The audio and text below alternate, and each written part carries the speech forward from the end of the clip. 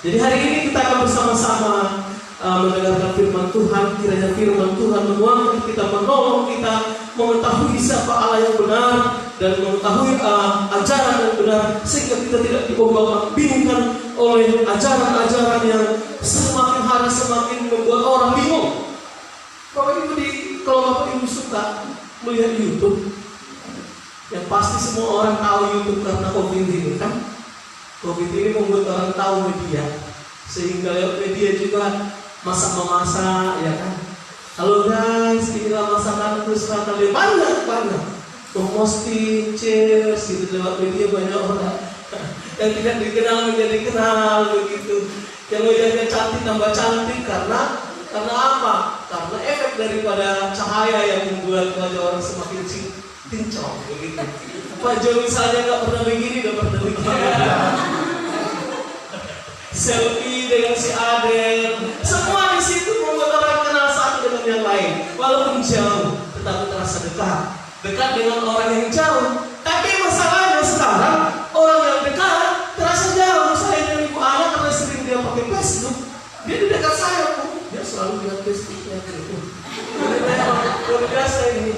Tapi itu bukan penghalang. Jadi hari ini kita melihat di dalam televisi, saya bawakan ini karena saya melihat miris sekali melihat bedaan kekristenan, karena bukan orang awam saja yang yang kena, tetapi hamba Tuhan yang kena.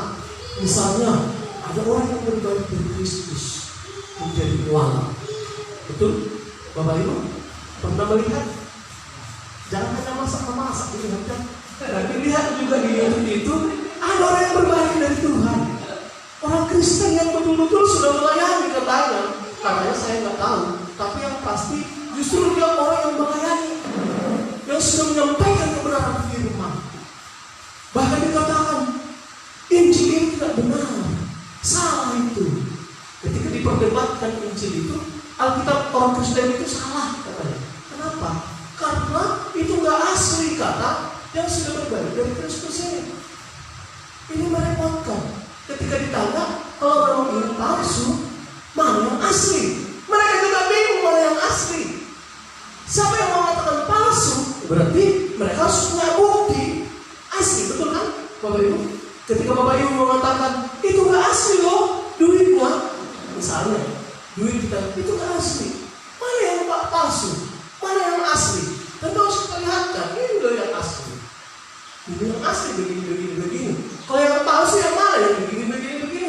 Ketika mereka mengklaim bahwa itu yang palsu, ditanya mana yang asli? Gak tahu juga mereka mana yang asli.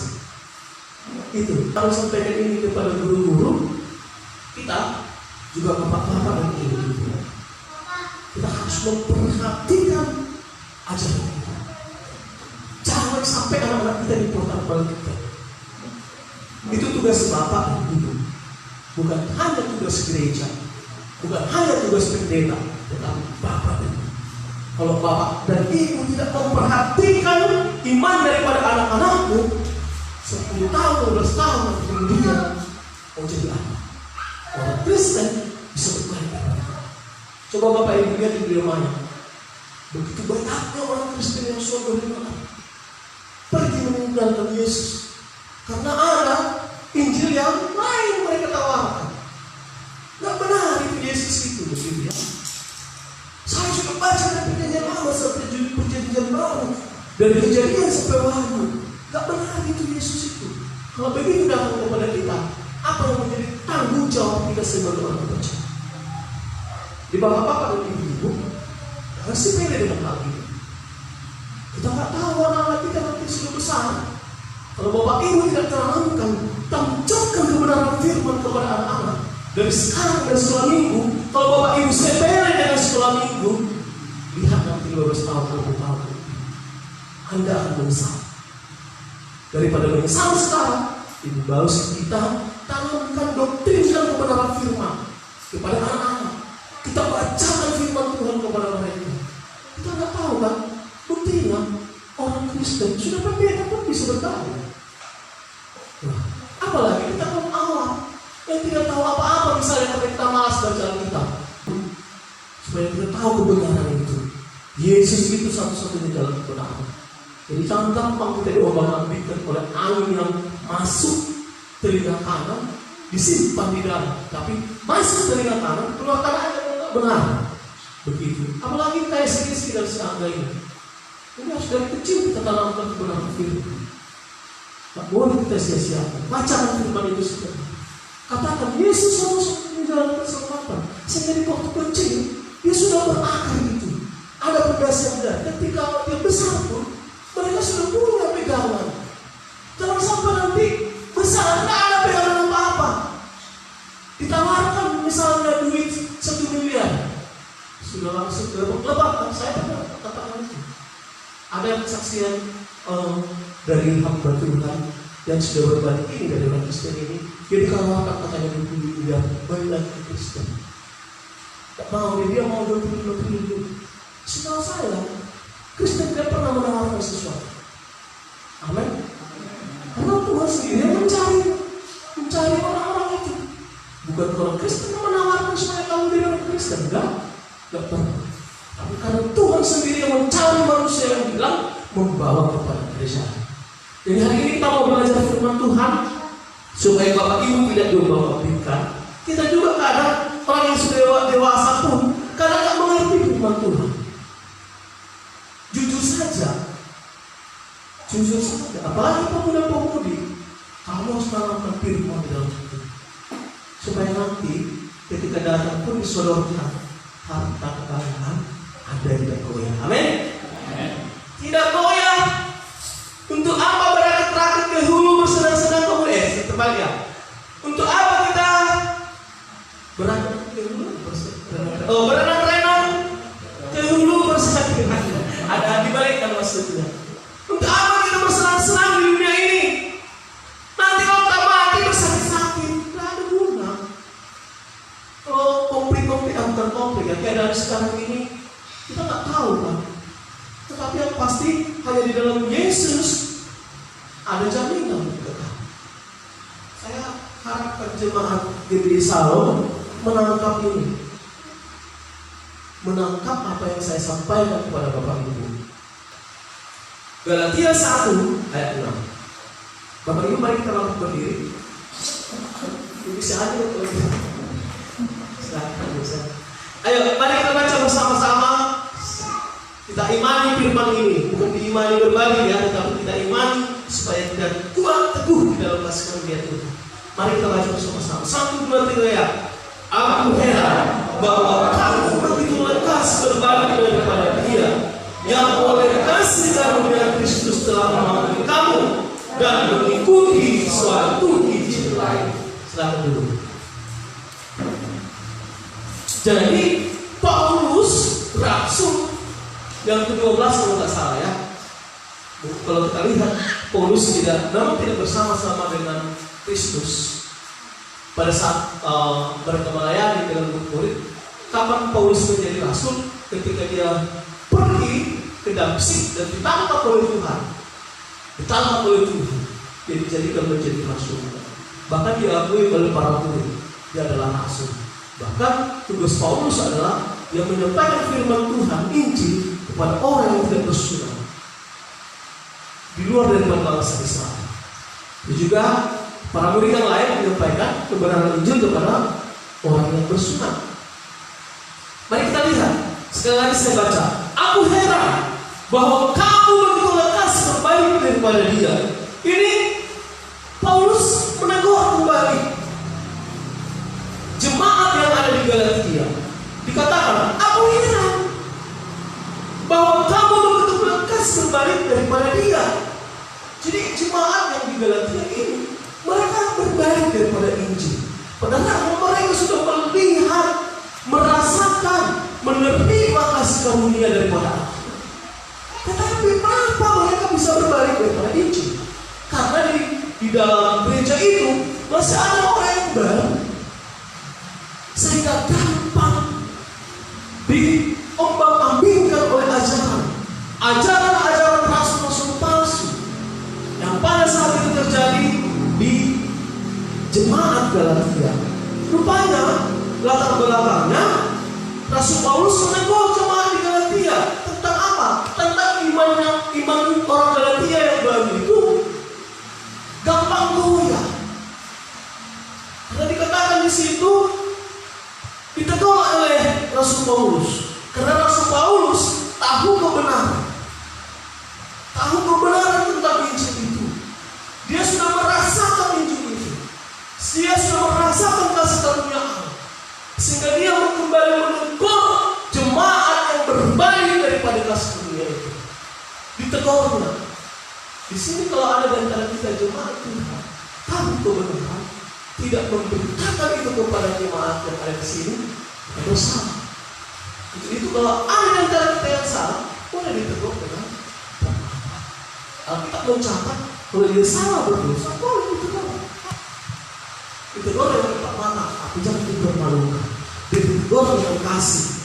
Paulus karena dia mengasihi jemaat di Galatia, dia tegur kembali. Dikatakan kenapa engkau kami berbalik daripada dia, Yesus tadi yang sudah memanggil, dikatakan nanti di situ ya. Rupanya di sini karena iman mereka gampang goyah. Bagaimana dengan iman mereka ini? Iman mereka adalah iman istilahnya Alkitab. Judulnya saya kasih iman sejati dengan iman Alkitab. Sebenarnya iman itu diberikan Tuhan kepada manusia, diletakkan iman itu kepada manusia. Bukan kita sendiri yang beriman, tidak. Tuhan sendiri sudah mencari kita dan letakkan iman itu kepada kita supaya kita bisa beriman. Tetapi kok bisa jemaat di Galatia ini goyah iman mereka, sehingga Paulus menegur kekristenan mereka. Tentang apa? Apa yang ditegur? Karena di jemaat Galatia itu rupanya keselamatan itu bukan hanya lewat Yesus. Ada Injil lain katanya. Padahal mereka sudah mendengarkan Injil yang benar. Tentang siapa? Tentang Kristus yang sudah mati itu, yang sudah disampaikan oleh Paulus. Sehingga Paulus menegur kembali. Kata mereka di situ bahwa keselamatan melalui bergabung dengan orang Yahudi. Baru dikatakan jangan-jangan apa? Dengan cara disunat bisa diselamatkan. Nggak ada seperti itu kata Paulus.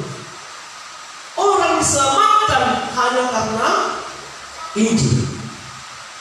Orang diselamatkan hanya karena kasih karunia Tuhan. Tidak ada karena peraturan. Di sini kan kalau dia sunat itu peraturan manusia. Hukum Taurat. Hukum Taurat tidak melepaskan orang dari dosa, tidak membebaskan orang dari dosa. Justru hukum Taurat itu menjadi kaca. Bapak Ibu tahu kaca ya? Kalau Bapak Ibu berkaca, apa yang Bapak Ibu lihat? Wajah tentunya. Tahu kita kotor apa enggak? Kita berkaca. Kalau ada yang belum tahu misalnya ada kejutan pasti ditempokkan belakangan begitu kan? Itu apa? Kita ditempokkan ke wajahnya. Dari mana kita tahu itu sangat kotor? Kalau kita gini-gini kan pasti kalau nggak berkaca nggak akan melihat. Betul Bapak Ibu? Harus kita lihat dulu ke kaca. Baru kita tahu mana yang kotor. Begitulah hukum Taurat. Hanya berkaca untuk melihat apa dosa dan pelanggaran kita. Tidak bisa menyelamatkan. Makanya Paulus mengatakan hanya karena kasih karunia diselamatkan. Nggak ada yang lain. Mari kita lihat ya. Dikatakan di dalam ayat 3 ayat 5. Jadi bagaimana sekarang? Apakah ia, maksudnya Yesus, yang menganugerahkan roh kepada dengan berlimpah-limpah dan yang melakukan mukjizat di antara kamu, berbuat demikian karena kamu melakukan utama atau karena kamu percaya kepada pemberitaan itu. Jadi dikasih tahu lagi berlimpah-limpah mukjizat karena percaya kepada Injil, bukan karena hukum Taurat. Hukum Taurat membawa manusia kepada kebinasaan, tetapi percaya kepada Injil membawa hidup yang benar. Itu mukjizat yang besar. Kita diselamatkan oleh Tuhan. Itu yang menjadi persoalan pada saat itu. Jadi bergabung dengan orang Yahudi katanya diselamatkan. Tidak ada hubungannya. Oleh karena kasih karunia, oleh karena Injil engkau diselamatkan kata Paulus. Kalau kita lihat sekarang ini, tanpa Injil pun ada kata yang diselamatkan. Wah, berbuat baik bisa diselamatkan orang. Makanya ketika Pak Silon katakan, ketika pertemuan antara Nikodemus dengan Yesus itu bicara tentang apa? Norma dan iman. Norma dan iman. Si Nikodemus itu bukanlah orang yang baik, sangat baik. Dia terkemuka, saleh, melakukan agama yang benar. Setiap hari berdoa. Dari kesalehan dia sudah diangkat jempol. Tapi Tuhan katakan, engkau akan binasa kalau tidak lahir kembali dari roh dan air. Maksudnya di situ, kalau nggak percaya kepada Kristus, akan binasa. Walaupun dia agama yang hebat. Saya berdoa hanya agama saya yang hebat, kata Tuhan. Kalau keagamaanmu tidak lebih bagus, lebih baik daripada orang ahli Taurat, engkau juga akan binasa. Maksudnya di situ bahwa agama itu tidak membawa orang masuk ke hidup, tetapi hanya oleh karena Kristus. Pada saat ini banyak sekali orang memutarbalikkan kebenaran itu. Tanpa Kristus pun orang bisa masuk surga. Tidak bisa. Alkitab mencatat satu jalan kebenaran dan hidup hanya melalui Yesus Kristus. Itulah yang disampaikan oleh Paulus kembali. Dibenarkan kembali iman mereka. Jangan sampai terombang-ambing kemana-mana. Itulah yang disampaikan. Itulah yang harus kita pegang juga hari ini. Kebenaran firman ini. Yang pertama, supaya iman kita sejati, itu tadi latar belakangnya ya. Bergabung dengan orang Yahudi, itu baru selamat. Kata ajaran-ajaran yang baru masuk ke situ, mereka percaya pula. Tetapi Paulus menegur kembali. Karena begitu dasar juga kasihnya kepada jemaat di Galatia. Baru dikatakan yang kedua, keselamatan itu menaati hukum Taurat. Padahal sebenarnya hukum Taurat itu sudah digenapi oleh siapa? Oleh Kristus. Hukum Taurat tidak bisa membawa orang ke surga, tetapi hanya Kristus. Mari kita lihat dalam Galatia 5 ayat 5. Sebab oleh Roh dan karena iman kita menantikan kebenaran yang kita harapkan. Karena iman. Tidak ada hubungannya dengan hukum Taurat. Jadi kadang kita tertipu dengan peraturan manusia. Harus begini, harus begini, harus begini. Jadi untuk keselamatan ini tidak ada tambah-tambahan, tidak ada plus-plus, hanya karena kasih Allah. Hanya si bere-bere di debata, si pangalian di debata itu kita pemberian Allah kepada kita. Jadi kita harus pegang doa ini. Jadi yang supaya iman kita sejati dan tidak kaleng-kaleng, apa yang harus kita lihat? Mari kita lihat di dalam Galatia 1 ayat 6 dikatakan begini Bapak Ibu. Aku heran bahwa kamu begitu lekas berbalik daripada dia. Itu yang saya katakan tadi. Jemaat Galatia gampang sekali berbalik oleh ajaran yang lain. Saya harap jemaat di Salon jangan gampang berbalik ya. Jangan gampang berbalik. Sekali mengikut Yesus, tetapi sampai mati itu harus dipegang. Boleh. Harus pikul salib, bayar harga. Karena kita nggak tahu apa yang terjadi.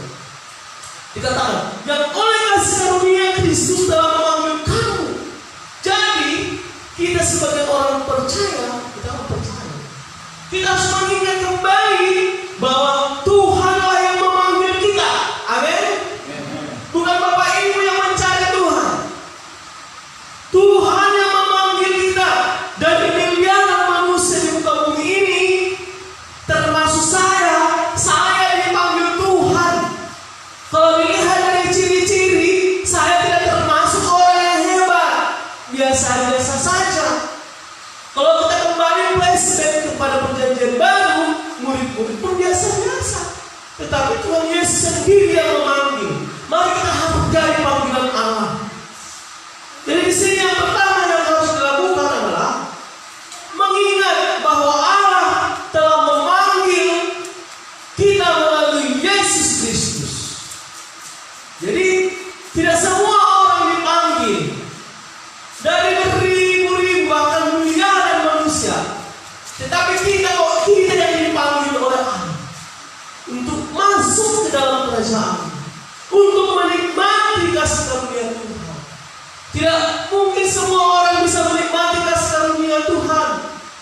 Anugerah Tuhan memang ada dua, anugerah umum dengan anugerah khusus.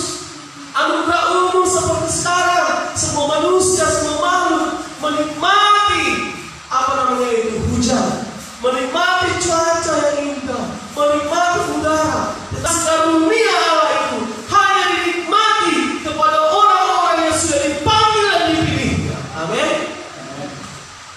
Itu kita harus tahu kita sudah dipanggil.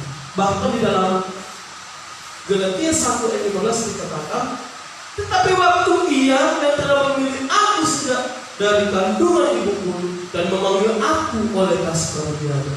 Jadi Paulus ini sudah dari kandungan ibunya. Allah sudah menetapkan dia menjadi pelayannya. Jadi hebat sekali Tuhan ya. Di dalam penciptaannya dia sudah menetapkan, sudah memilih kita, sudah menetapkan kita menjadi apa? Menjadi anaknya. Tetapi yang pasti Allah sendiri telah memilih kita dari sejak kandungan. Saya belum lahir pun sudah Tuhan pilih. Luar biasa Tuhan ini ya. Bahkan dikatakan memanggil lewat siapa? Lewat Yesus. Saya bersyukur juga saya dipanggil bagian daripada kerajaan Allah, menjadi hamba Tuhan. Jadi kita harus ingat itu, iman kita, supaya iman kita yang sejati, kita harus tahu bahwa Allah lah yang memanggil Bapak ini, bukan Pak Samsir. Allah yang memanggil Bapak ini.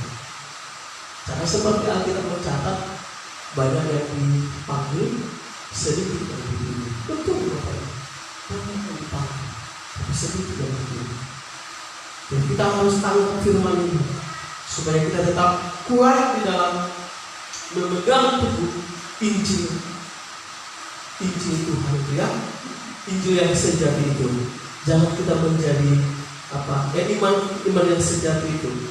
Jangan menjadi iman yang kaleng-kaleng, gampang, teofanatif. Tapi tidak ada data salah. Dalam Roma dikatakan di dalam Roma 8:8, kita tahu sekarang bahwa Allah turut bekerja dalam segala sesuatu untuk mendatangkan kebaikan bagi mereka yang mengasihi Dia, yaitu bagi mereka yang terpanggil sesuai dengan rencana Allah. Jadi ketika kita dipanggil, ada rencana Allah yang begitu baik di dalam hidup. Itu adalah baik. Jadi Bapak Ibu kalau terpanggil ke gereja ini adalah baik. Kita kena seperti itu, saya kita sakit di sini. Tapi nanti kan orang Kristen kita kan manusia hidup di dalam dunia ini. Nanti baru kita merasakan ketika kita nanti bersama dengan Tuhan di surga. Kalau masih di dunia dihajar pun ini, mungkin saat itu sakit kan. Suami istri pasti ada bentrok. Saya sering dengan ibu anak bentrokan. Coba tanya Pak Siho, udah belajar ada salah. Dia saksi hidup udah 3 tahun di rumah.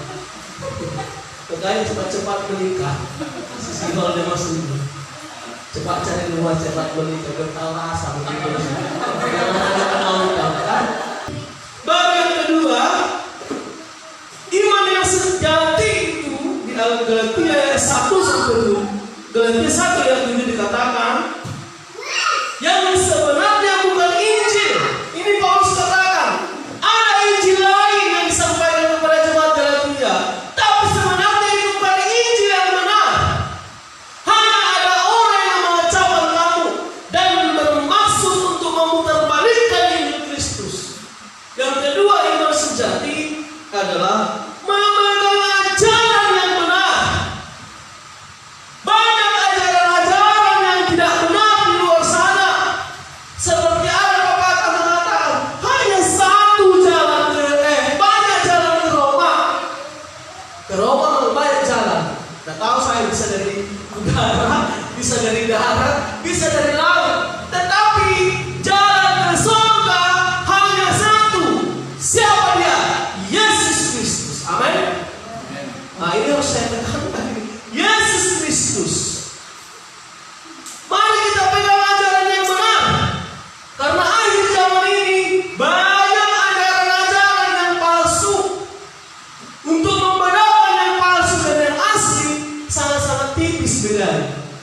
Kalau uang bisa kita tertipu. Masker aja bisa ditipu orang, kan? Masker kesehatan, masker yang tidak kesehatan bisa dipalsukan.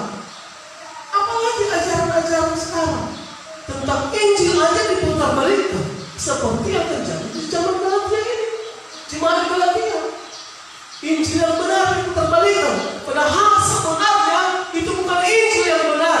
Injil yang benar hanya Kristus sudah mati, bangkit, naik ke surga. Bahkan siapa yang percaya kepada Kristus lewat kematiannya, kebangkitannya, dia akan bersama. Jadi sekarang ini banyak kawan-kawan yang sangat mencuri. Hati-hati jemaat. Hati-hati. Keselamatan hanya melalui Kristus. Mari kita tanamkan itu kepada anak-anak kita. Bacakan firman Tuhan setiap saat, setiap hari. Saya katakan tadi di pendahuluan, anak-anak kecil ini, kalau Bapak Ibu tidak tanamkan firman, jangan salahkan saya. Sekarang saya kasih tahu Bapak Ibu yang punya anak, tanamkan firman Tuhan, bacakan firman Tuhan, satu ayat saja setiap hari, supaya mereka mendengar Roh Tuhan bekerja di dalam hidupnya. Sehingga itu yang menjadi terngiang-ngiang. Ketika dia sudah dewasa, tidak gampang diputar balik. Ajari Bapak Ibu berdoa. Ajari berdoa. Istilah bahasa kababa, satu kata pun. Jangan dibiarkan mereka hanya bangun pagi langsung langsung makan. Saya bukan gak ada enak berdoa. Terima kasih Tuhan Yesus. Amin. Sudah cukup. Setiap hari kita cekcok itu, mereka pasti ingat itu. Yang ketiga terakhir, ini yang paling enak. Terakhir, terlalu lama gitu ya. Iya. Yang ketiga, gimana yang sejati tadi? Yang pertama saya katakan mengingat bahwa Allah sudah memanggil kita. Dari mana? Memanggil kita dari dosa. Orang yang tidak ada apa-apa dipanggil, bawa kita ke kasih karunia. Yang kedua, iman yang sejati menggunakan ajaran yang benar. Yang ketiga, kita di sini mencari kesukaan Tuhan. Amin. Amin Bapak Ibu. Kalau Bapak Ibu mencari kesukaan orang, kecewa sekali kita. Kecewa. Jadi mulai saat ini, mari kita mencari kesukaan Tuhan. Banyak sekali kesukaan Tuhan. Banyak sekali kesukaan Tuhan. Jadi tetapkan hatimu, aku datang ke gereja itu mencari kesukaan Tuhan. Supaya Bapak Ibu tidak kecewa dengan saya. Tidak kecewa dengan Pak Telambanula. Tidak kecewa dengan Pak Singhol. Tidak kecewa dengan Pak Syahar, Pak Joshua, kepada kita semua. Supaya kita jangan sama-sama kecewa. Mari kita mencari kesukaan Allah. Jangan mencari kesukaan manusia. Kesukaan manusia itu banyak. Bagaimana supaya kita dilihat hebat dalam kesukaan manusia? Akhirnya Paulus mengatakan, jadi bagaimana sekarang? Adakah aku cari kesukaan manusia atau kesukaan Allah? Paulus, kalau dari saya latar belakang, dia bukan orang miskin. Dia orang terpendidik. Dia orang hebat. Ketika dia bertemu dengan Kristus, perjalanan yang namsik, justru dia apa? Mencari kesukaan Tuhan. Dikatakan, adakah aku coba berkenan kepada manusia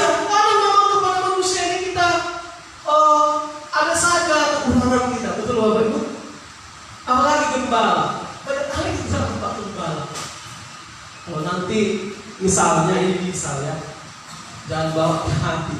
Lebih dekat misalnya ke Pak Rizky, tidak alamu ganteng Pak Rizky, jorok itu sih, itu contoh ya. Nanti dekatlah saya sama Pak Mika. Kalau jauh Pak Mika yang mana deh? Contoh-contoh yang mungkin agak ini yang ringan-ringan. Lumahan, umoraan, jorok bapaan, bukan. Karena begitu memang keadaan manusia. Kalau kita mencari kesukaan manusia, bagaimana caranya mengantisipasi itu? Mari kita cari kesukaan Allah. Amin. Saya kita dikatakan begitu pun, ya udahlah, tidak apa-apa. Karena kita mencari kesukaan Tuhan di tempat ini, bukan mencari kesukaan manusia. Kesukaan manusia ini, ya yang membuat hatinya senang. Hatinya senang. Kalau bisa ya dikasih terus kan. Kayak saya, kalau kesukaan saya ya Bapak Ibu berikan saya uang setiap minggu. Itu pesanan saya. Terus terang aja saya katakan begitu.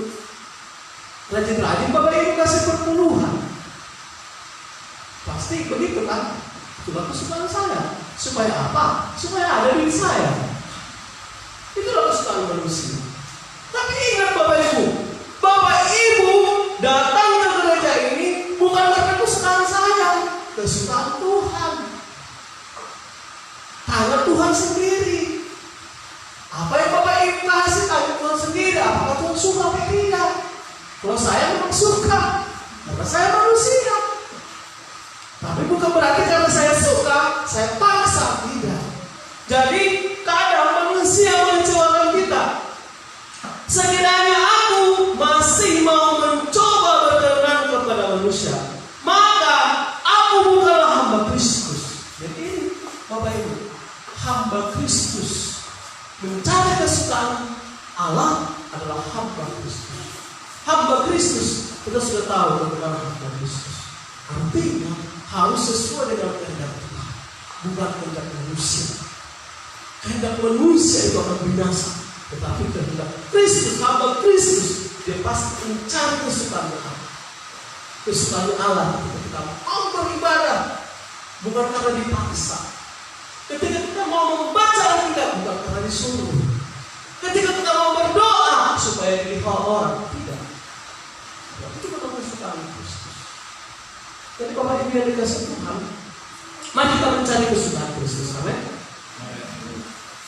Sudahkah kita mencari kesukaan Kristus? Kesukaan Allah? Seperti Paulus meninggalkan segala sesuatu di belakang. Dia melihat dan memandang kepada Kristus. Apa yang ada di belakangnya ditinggalkan. Dia memandang kepada salib Kristus. Karena dia tahu apa yang menanti dia. Amin.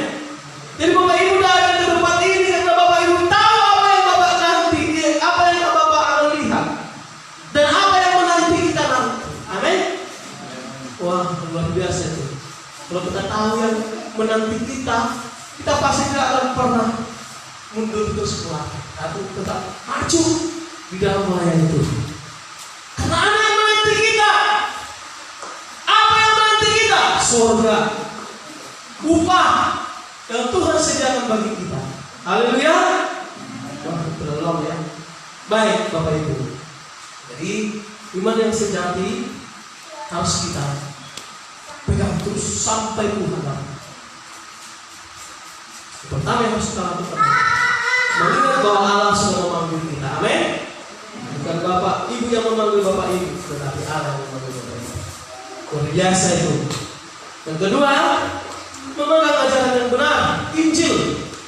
Pegang Bapak Ibu Injil itu sampai tersangkut-sangkut, sampai Tuhan datang nanti, sampai Tuhan katakan masih ada iman di dunia ini. Amin. Masih ada iman di dunia ini? Karena ada saat nanti kita lagi beriman.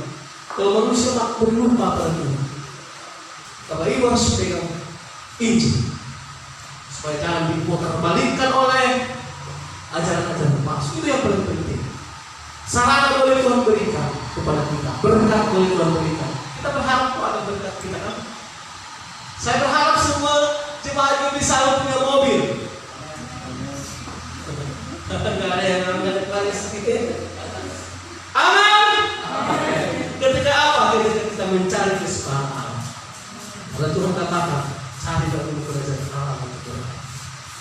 orden akan ditambahkan. Semuanya akan ditambahkan kepada. Tapi yang paling penting di situ adalah kalau belum ditambahkan, tetap pegang Injil. Kalau tidak ditambahkan, ya kita mau buat apa? Tapi Injil itu kita pegang sampai kita mati, sampai Yesus datang. Sehingga kita tetap berpegang teguh kepada Tuhan. Tidak diobang-abingkan